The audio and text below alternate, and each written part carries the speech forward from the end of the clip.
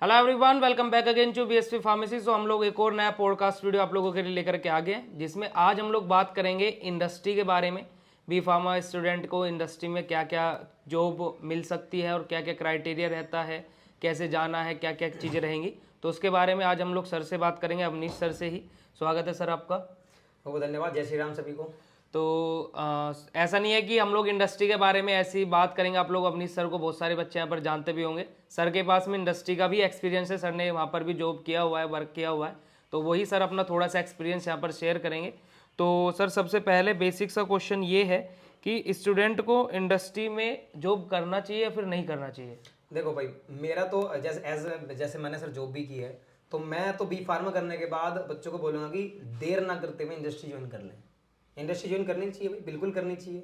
Industry job अच्छी होती है। तो चलिए, इंडस्ट्री तो जो तो क्यों करनी चाहिए, मतलब बेसिकली से स्टूडेंट को? सर का क्वेश्चन बहुत अच्छा है कि भाई क्यों जॉब आपको वहाँ पर ज्वाइन करनी चाहिए, क्योंकि सेक्टर तो और भी हैं। लास्ट वीडियो में भी हम सेक्टर के बारे में डिस्कस कर चुके हैं। भाई मेडिकल स्टोर भी खोल सकता है बंदा, एमआर की जॉब भी कर सकता है, और भी जॉब है, एकेडमिक्स में जा सकता है। लेकिन इंडस्ट्री क्यों? देखो भाई, जैसे 3-4 सेक्टर है ना इंडस्ट्री में, और भी इंडस्ट्री मल्टीपर्पज हो जाती है, मल्टी सेक्टर खुल जाते हैं आपके लिए इंडस्ट्री में भी, और बहुत सारे सेक्टर्स होते हैं। जैसे अगर सेक्टर पे बात करना चाहूँ कि कौन कौन से सेक्टर होते हैं, तो सबसे शुरू से बात करते हैं। अगर कोई कंपनी ऐसी है जो क्या बनाती है, टैबलेट और कैप्सूल्स वगैरह बनाती है, तो सबसे पहले सर कोई भी टैबलेट है, जो बच्चे बी फार्मा कर रहे हैं अगर वो देख रहे हो, या फिर कोई जॉब कर रहा है वो जानता होगा, तो जॉब करने वाला बंदा भी अगर वो सुन रहा हो, देख रहा हो, तो उसको पता होगा कि टैबलेट कैप्सूल बनने से ग्रेन्यूल्स बनते हैं पहले। तो ग्रेन्युलेशन का भी एक सर पूरा डिपार्टमेंट होता है, ग्रेनुलेशन डिपार्टमेंट, आप वहाँ भी जॉब कर सकते हो। उसके बाद ग्रेन्यूल्स के बाद आते हैं वो ग्रेन्यूल्स कोटिंग में, उसमें सर कंप्रेशन में। तो एक डिपार्टमेंट होता है सर, कंप्रेशन डिपार्टमेंट होता है, जहाँ पर कंप्रेस होकर ग्रेन्यूल से टैबलेट बनती है, वहाँ भी जॉब ले सकते हो। उसके बाद टैबलेट कोटिंग में जाती है, कोटिंग करते हैं टैबलेट के ऊपर, एक फिल्म चढ़ाई जाती है, कोटिंग चढ़ाई जाती है, तो कोटिंग का भी एक फील्ड हमारे लिए खुल जाता है। नंबर 4 में बात करूँगा पैकेजिंग।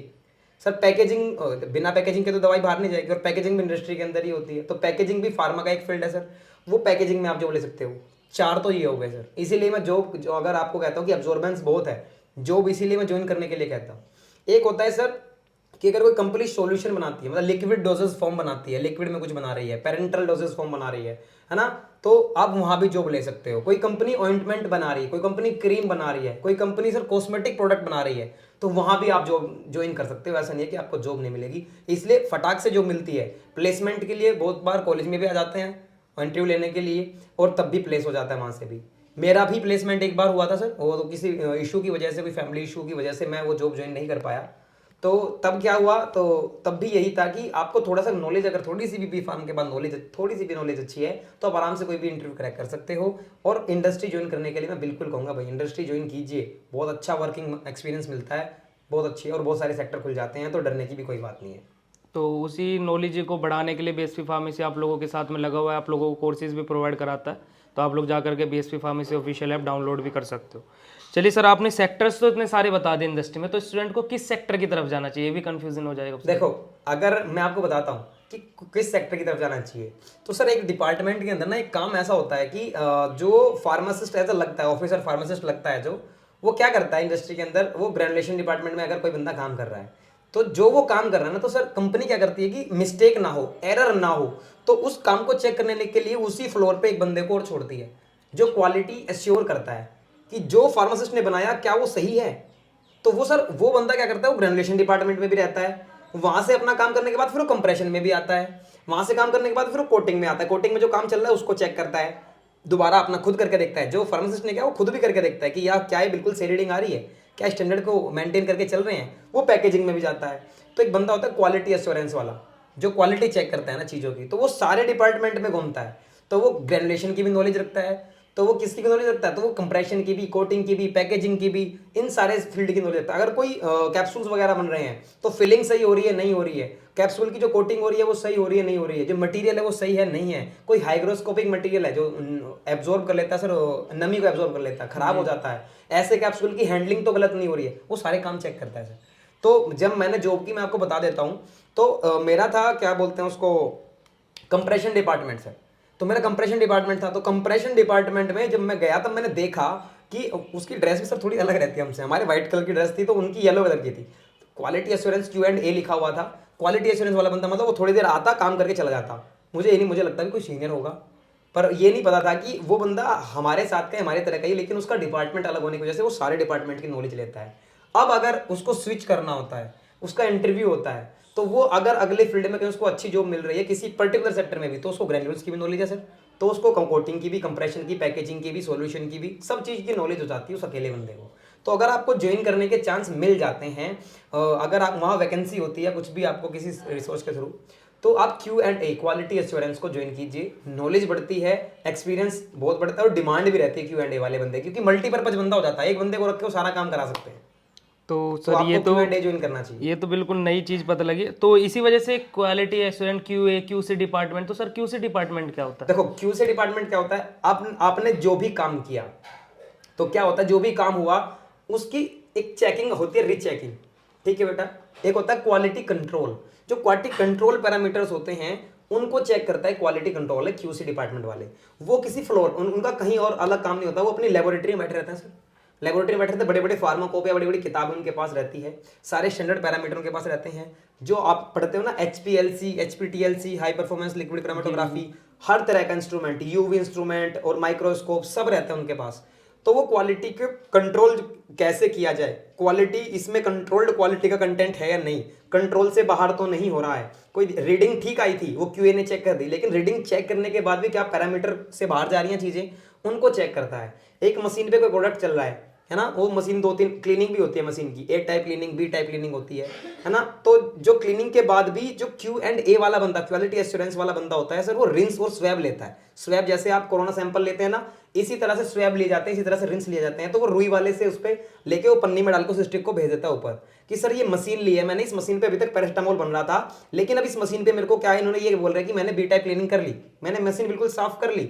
तो मशीन साफ करने के बाद Q&A वाला बंदा सैंपल लेके जाता है ऊपर और वो कहता है कि सर ये बोल रहे हैं कि अब हम तो पैरासिटामोल बना रहे थे, लेकिन अब हमें इस पे विटामिन C बनाना है, तो आप एक बार चेक करके बता दो कि मैं वहां से सैंपल लेके आया हूं मशीन पे से, इसको सफाई उसको रगड़ के लेके आया हूं कि इसमें पैरासिटामोल का सैंपल बचा तो नहीं। अब भाई अगर पैरासिटामोल का सैंपल विटामिन C के अंदर आ गया तो क्वालिटी क्या हो जाएगी, खराब हो जाएगी। तो QC वाला बंदा ये सब चीजें चेक करके बताता है।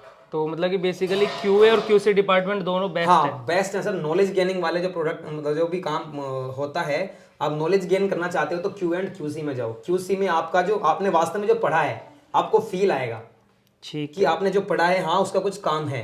नहीं तो जब कंप्रेशन में हम गए हमें पता ही नहीं था शुरू में कि HPLC HPTLC कहीं काम भी आएंगे, लेकिन जब हमारे साथ नॉलेज रहे, हमारे सीनियर थे जहाँ रूम ले रखा था सर उसी के पास में उनका भी रूम था, तो QC में थे, तब उनसे बातचीत के दौरान हमें सारी चीज़ें पता लगी, तब जाके थोड़ा सा माइंड खुला रहा यार कौन सेक्टर अगर ज्वाइन करना है तो इस तरह का सेक्टर ज्वाइन कीजिए। तो मतलब कि वही वाली बात है, जैसे बोलते हैं कि साइन थीटा कोस थीटा पढ़ के कहीं काम नहीं आता, बट फार्मेसी में जो पढ़ा है वो काम जरूर आता है सर, नॉलेज जरूर काम आती है। चलिए सर, अगला क्वेश्चन ये है कि स्टूडेंट का ये भी क्वेश्चन रहता है कि मन में डाउट रहता है कि इंडस्ट्री में जॉब ले कैसे, डायरेक्ट जा करके विजिट कर ले या फिर अप्लाई करना पड़ता है, तो उसके लिए क्या क्राइटेरिया? देखो भाई यहाँ पे मैं अपना भी पॉइंट टच करना चाहूँगा कि मैंने कैसे जॉब ली थी।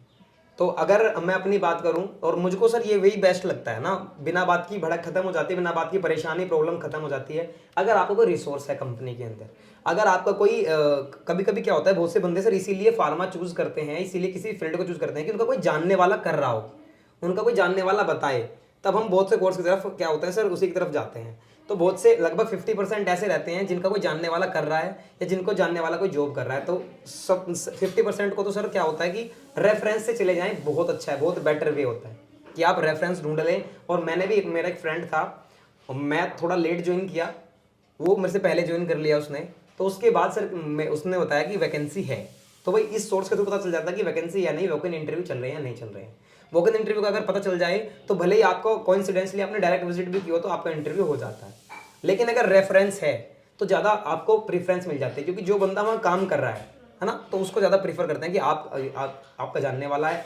इन फ्यूचर कोई दिक्कत होगी तो कंपनी क्या बोलती है, फिर उस रेफरेंस वाले बंदे को बोलते हैं कि भाई आपका जो साथ का था कलीग है वो सही काम नहीं कर रहा, आप इसको थोड़ा बोलो।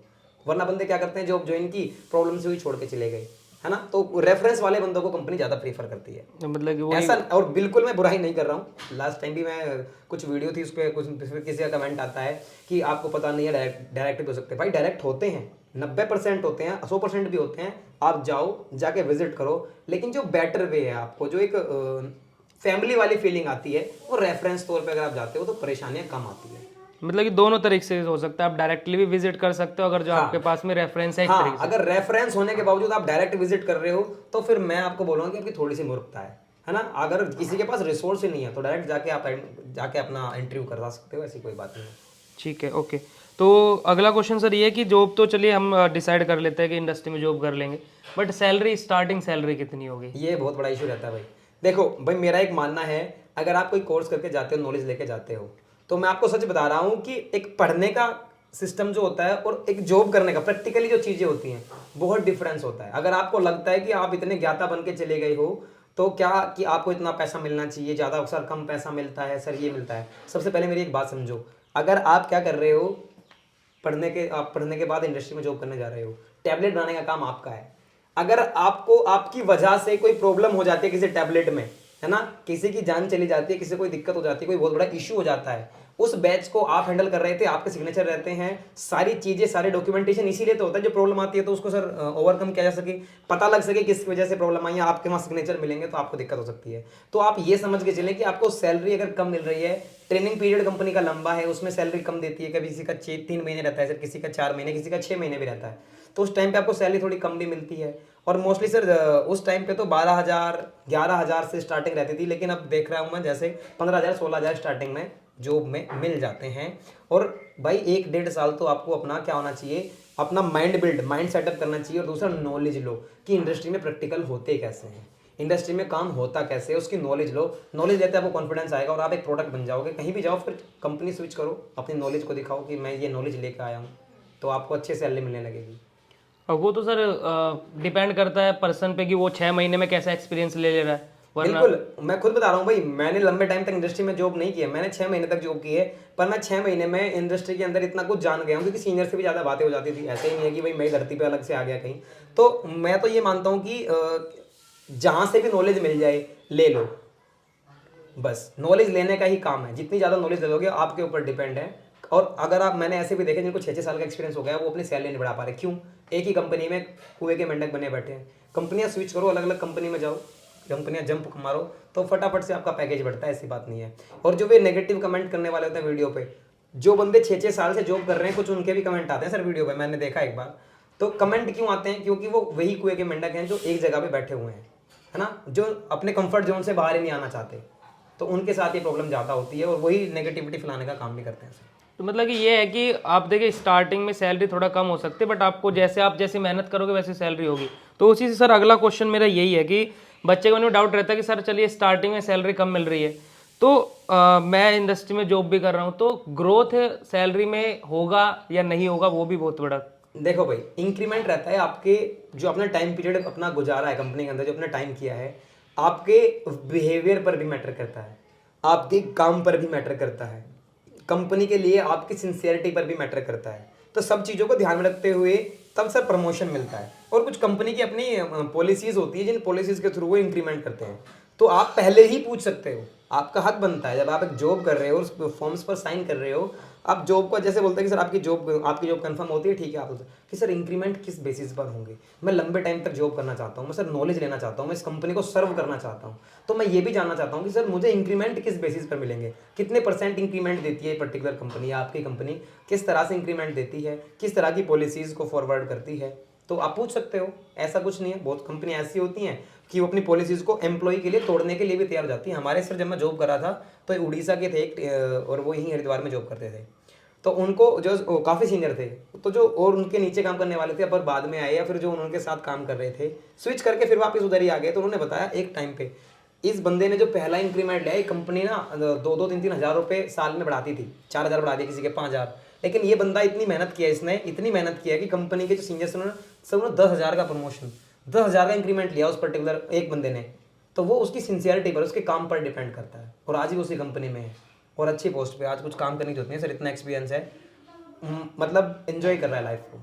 तो मतलब कि बेसिकली डिपेंड करता है कि आप कैसा वर्क कर रहे हो इंडस्ट्री में। वो ऑब्वियस सी बात है कि आप भी कोई बिजनेस कर रहे हो, अगर जो आपके पास में वर्क कर रहा है, अगर जो वो अच्छे से वर्क कर रहा है, तो ऑब्वियसली आप उसका प्रमोशन करोगे ही करोगे। अब अगर जो आप वर्क ही अच्छे से नहीं कर रहे हो तो वो प्रमोशन क्यों करेगा, ऊपर भगा देगा। और बिल्कुल भगा। तो ये चलिए ठीक है। और वर्किंग टाइम क्या रहता है सर इंडस्ट्री में? देखो भाई, वर्किंग टाइम डिपेंड करता है कि कंपनी किस तरह से है। बहुत सी कंपनी क्या होता है, इसके प्रोडक्ट बाहर जाते हैं, बहुत सी कंपनी ऐसी होती है, कोई यूएसएफडी अप्रूव्ड है, कोई नहीं है, तो बहुत सारी अलग अलग अप्रूवल रहते हैं। बहुत सी कंपनी थर्ड पार्टी मैन्युफैक्चरिंग रहती हैं, तो वो क्या करते हैं सर कि कहीं कहीं 10 घंटे का टाइम भी होता है, कहीं कहीं क्या होता है 8 घंटे का टाइम भी होता है, 8 से कम तो शायद ही कहीं होता हो, 8 और 10 घंटे का टाइम मोस्टली रहता है। शिफ्टिंग में भी चलते हैं, कहीं कहीं कई शिफ्ट चलती है, दिन में भी कई शिफ्ट रखते हैं सर, और कहीं कहीं क्या होता है कि रात की शिफ्ट भी रखते हैं कि नाइट में भी काम चलता है, रात दिन रात काम करती है कंपनियां, तो अलग अलग शिफ्ट है। मुझे लगता है सर अगर जिसको जॉब करनी है, इसको नॉलेज लेनी है, वो एक साल के लिए तो भूल ही जाओ क्या टाइम कब कंपनी छोटी है, नॉलेज लो अच्छे से समझ जाओ, अच्छे से चीज़ों को सीख लो, एक बार जाओ, जो कोई पूछे तो मतलब आप ना डाटा देखते बता दो कि इसमें क्या दिक्कत है, इस तरह की नॉलेज आपको हो जानी चाहिए। तो मतलब वर्किंग टाइम वही है कि दिन रात आप कभी भी जॉब कर सकते हो, डे नाइट शिफ्ट में, वो आपकी मर्जी है। कभी कभी ऐसा भी, होती कंपनी ऐसा भी करती है कि सर एक हफ्ता डे में लग गई, फिर एक हफ्ता नाइट में लग गई, तो किसी भी तरह से ड्यूटी, वो कंपनी की पॉलिसीज रहती हैं किस तरह से आपकी ड्यूटी शिफ्ट में लगाती है। चलिए, होप सो तो आप लोगों को इंडस्ट्री से रिलेटेड सारे कॉन्सेप्ट क्लियर हो गए होंगे। और आप लोगों को अगर जो कोई भी सेक्टर में, जैसे QA QC डिपार्टमेंट के बारे में बात करी सर ने, आज बहुत डीपली बात करी, अगर जो उस पर भी और अदर कोई वीडियोस चाहिए इसी तरीके का, तो आप उसमें कमेंट सेक्शन में लिख के ज़रूर बता देना, और कौन सा पोर्शन ज़्यादा बेटर लगा वो भी कमेंट करके ज़रूर बताना। और सर लास्ट में स्टूडेंट को क्या बोलना चाहोगे, एक बार वो और बता दीजिए। लास्ट में भाई मैं आपको यही बोलना चाहूँगा, देखो बी फार्मा के बारे में आज हमने पूरी बात की है, तो मेरा आपको सजेशन यही रहेगा कि अगर आप बी फार्मा कर रहे हो तो अपना माइंडसेट पहले ही कंपनी के लिए रखो। कुछ होम सिकनेस होती है, मेरे जैसे बंदे जो होम सिकनेस की वजह से जॉब छोड़ के आ जाते हैं, फिर थोड़ा बहुत रिग्रेट फील भी करते हैं। कुछ लोग ज़्यादा रिग्रेट फील करते हैं क्योंकि वो इंडस्ट्री के लिए ही बने हैं और इंडस्ट्री में जा नहीं रही, एकेडमिक्स में नहीं जा सकते, जैसे मैं एकेडमिक्स में आ गया हूँ, नॉलेज उनको इतनी नहीं है कि बस वो काम कर सकते हैं इंडस्ट्री में, लेकिन ज़्यादा नॉलेज ना होने की वजह से वो एकेडमिक्स में नहीं जा सकते। तो मैं आपको कहता हूँ कि अगर आप बी फार्मा एडमिशन ले रहे हो तो अपना माइंड सेट पहले रखो, बॉय हो या गर्ल हो, कोई भी हो, इंडस्ट्री के लिए माइंड सेट रखो, अपना देश है, अपना वतन है, जॉब करो मजे से, कोई दिक्कत नहीं आती है आपको, एब्जॉर्बेंस काफ़ी है। बी फार्मा अच्छे से करो, बी फार्मा अच्छे से करने के लिए हमारा BSc फार्मेसी आपके साथ दिन रात लगा हुआ है। जो बच्चे बी फार्मा कर रहे हैं, करना चाहते हैं, लगातार हमारे साथ बने रहें, हमारे कोर्सेज बहुत ही कम रेट पर अवेलेबल हैं आपके लिए, और मैं आपको ज़्यादा से ज़्यादा अप्रोच करना चाहूँगा कि आप अप्रोच करें, आइए BSc फार्मेसी ऑफिशियल ऐप को एटलीस्ट विजिट तो करें, एटलीस्ट डाउनलोड करके देखें, तो डेमो लेक्चर्स पड़े रहते हैं ना सर, डेमो लेक्चर रहते हैं, आप उनको देखें, आपको बिल्कुल आसानी से चीज़ें समझ में आ जाएंगी। बी फार्मा हलवा नहीं है पर हलवे से कम भी नहीं है, ठीक है, लेकिन आपको गाइडेंस कैसा मिल रहा है, आप पढ़ कहाँ से रहे हो, चीज़ें क्या मिल रही हैं, तैयारी कैसे करते हैं, एग्जाम टाइम पे क्या तैयारी करनी है, क्या पढ़ना है क्या नहीं पढ़ना है, वो आपको एक वेल एस्टेब्लिश चीज़ हमारे BSc फार्मेसी पे मिल रही है। तो आप आइए, ज्वाइन कीजिए। रही बात इंडस्ट्री के बारे में, अलग अलग सेक्टर्स की, granulation, compression, QA QC, coating, packaging, इनके बारे में अगर आप और नॉलेज जानना चाहते हो तो हम आपके लिए अलग अलग सेक्टर्स पर भी वीडियो लेके आ सकते हैं। डिपेंड करता है कि आप हमसे जानना क्या चाहते हो, हम बिल्कुल आपके लिए अवेलेबल है हर टाइम। तो वही बात सर यही है कि स्टूडेंट बोलते हैं कि बी फार्मा करके जॉब नहीं है। देखिए जॉब, मैं ये बोलना चाहूँगा कि जॉब बहुत है, बट आप में काबिलियत होनी चाहिए, है ना। और आप यही सोचते हैं कि जब स्टूडेंट की 4 साल मैंने अच्छा कोर्स किया, अच्छे कॉलेज से किया, कि मैं 10,000 की 12,000 की नौकरी क्यों करूँ। आपको एक्सपीरियंस होगा तो ऑब्वियसली आपकी सैलरी बढ़ेगी, आप मेहनत करोगे। तो आप लोग अपना पढ़ाई पे फोकस करिए। 4 साल बाद अपना, आपको इन 4 साल में ऐसा झोंक दीजिए कि आप 4 साल बाद अच्छी जॉब मिले आपको, ठीक है। तो इसी तरीके से हम लोग आप लोगों के लिए वीडियोस लेकर के आते रहेंगे। Thank you so much for watching this video. Bye bye everyone.